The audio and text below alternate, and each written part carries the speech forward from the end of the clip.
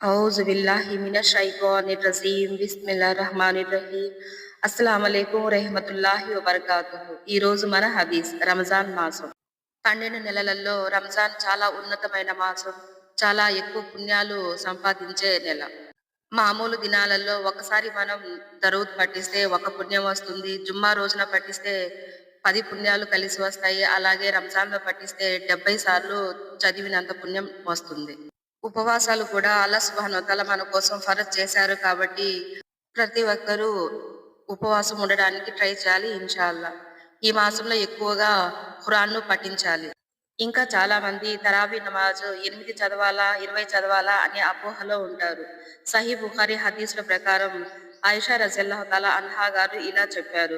నబీ కరీం సల్లల్లాహు అలైహి వసల్లం గారు రమజాన్‌లో గాని, రమజాన్ కాకపోయినా కానీ 11 రకాతులకు మించి నమాజ్ చదవలేదు.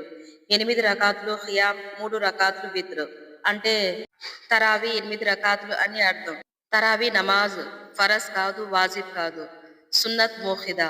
నబీ కరీం సల్లల్లాహు అలైహి వసల్లం గారు నిరంతరం చేసేవారు. ఇది సున్నత్. మరి 20 రకాతులు ఎందుకు చదువుతారు తరావీ అంటే హజరత్ ఉమర్ రజియల్లాహు తాలా కాలంలో సహాబాలు 20 రకాతులు చదివేవారు. స్వయంగా ఉమర్ రజియల్లాహు తాలా గారు మస్జిద్ నబవీలో 20 రకాతుల తరావీ చదివించేవారు. ఇది కూడా వాజిబ్ అంటే సరి అయినది. నబీ సల్లల్లాహు అలైహి వసల్లం గారు 11 రకాతులు చదివేవారు.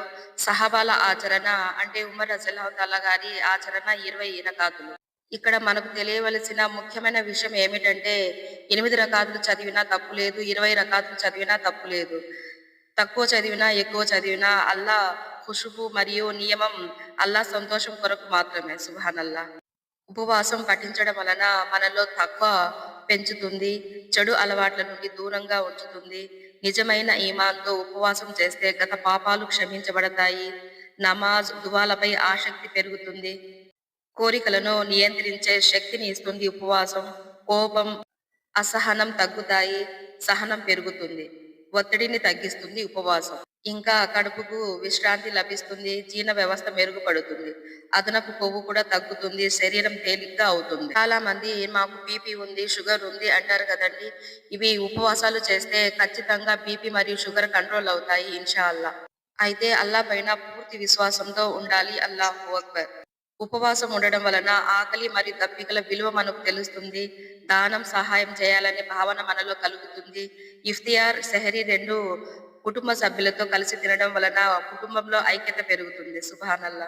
రంజాన్ మాసంలో ప్రతి ఒక్కరూ ఇన్షా అల్లా లాభం పొందాలని కోరుకుంటున్నాను. ఆమీన్ యా రబ్బుల్ ఆలమీన్. అస్సలాము అలైకుం.